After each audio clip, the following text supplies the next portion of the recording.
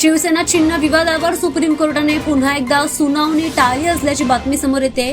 शिवसेना चिन्ह आणि पक्ष नावाच्या विवादाचं सुप्रीम कोर्टातील प्रकरण 1 एप्रिल म्हणजे आज ही सुनावणी होणार होती, मात्र ती आता टाळली गेली आहे। आता 23 एप्रिलला ही सुनावणी होणार असल्याचं म्हटलं जातं। या निर्णयामुळे महाराष्ट्रातील राजकीय चित्रावर याचा मोठा परिणाम होऊ शकतो।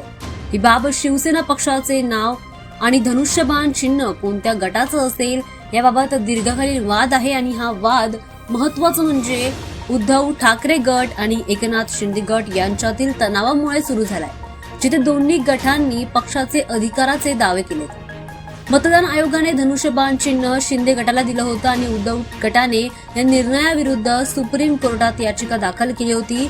दरम्यान जे अजूनही बंदिस्त असल्याचं म्हटलं जात आहे, सुप्रीम कोर्टाने 1 एप्रिल रोजी नियोजित सुनावणी पुढे ढकललेली आहे आणि नवीन तारीख आता 23 एप्रिल निश्चित केली आहे, जिथे या प्रकरणावर आता अंतिम निर्णय घेणं अपेक्षित आहे। या प्रकरणात दोन्ही पक्षांना आपली बाजू मांडण्याची संधी दिली जाते।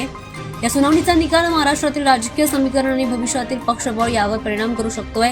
धनुष्यबाण हे चिन्ह शिवसैनिक मतदारांमध्ये अतिशय प्रभावी असून कोणत्या गटाचं हे चिन्ह राहील यावर पक्षाचा भवितव्य निर्णय होण्याची शक्यता आता व्यक्त केली जाते। सुप्रीम कोर्टाने शिवसेना चिन्ह विवादात 23 एप्रिल रोजी अंतिम सुनावणी करण्याचा निर्णय घेतलाय, ज्याचा परिणाम आता आगामी राजकीय परिस्थितीवर मोठ्या प्रमाणात दिसून येऊ शकतो असं म्हटलं जातं।